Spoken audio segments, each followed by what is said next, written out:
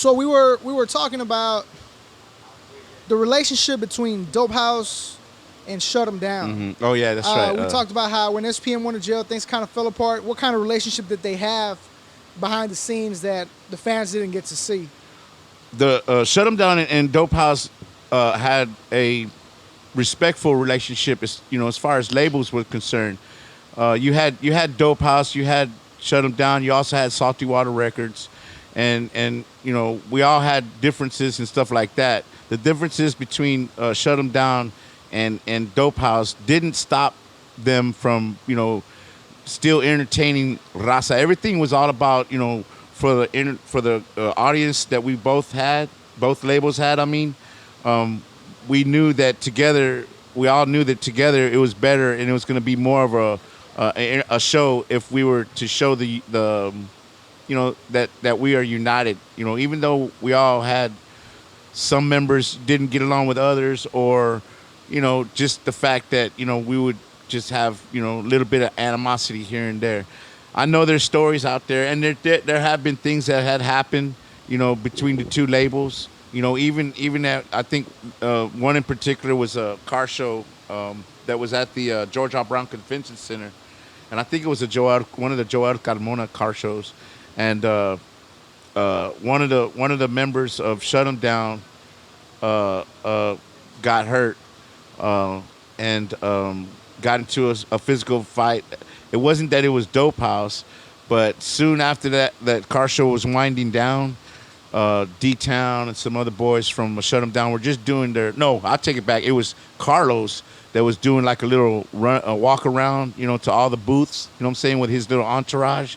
And when he got up to the Shut 'Em Down booth, I just like a little rift broke out, what I'm saying? And some boys from the Shut 'Em Down camp were jumping over the tables, and they started, getting like they were gonna, do something. They were getting in their boxing stance, and but nothing happened between it at that moment. And then, like, maybe as Carlos was still doing his other rounds, one of the crews from Shut 'Em Down got hurt by another crew, and they kind of thought that it was Dope House and Shut 'Em Down related, but I don't think it was. I really don't know, the whole story behind it. I know that it caused a little rift, but they got along. And as far as like when Carlos got locked up, everything just kind of spread it out.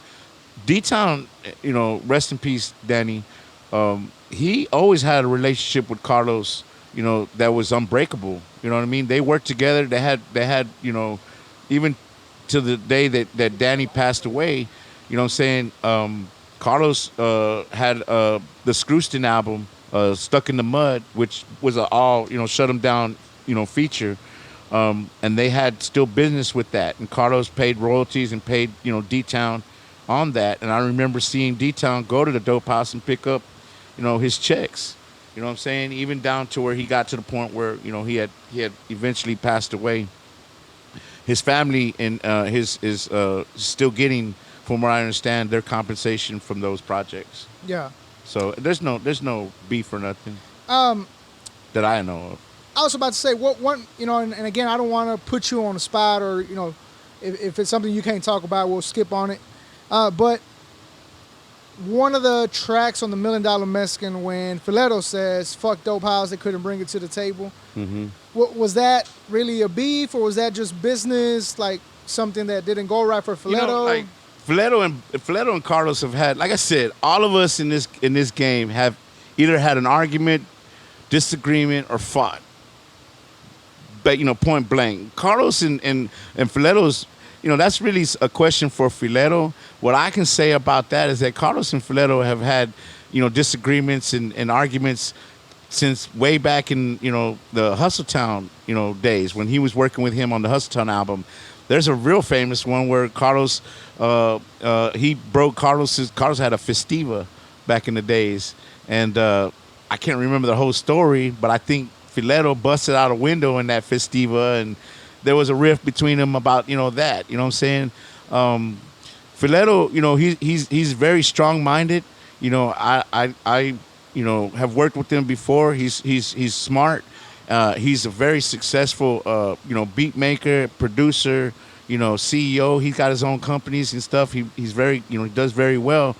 And you're talking about two egos that just clashed. You know what I'm saying?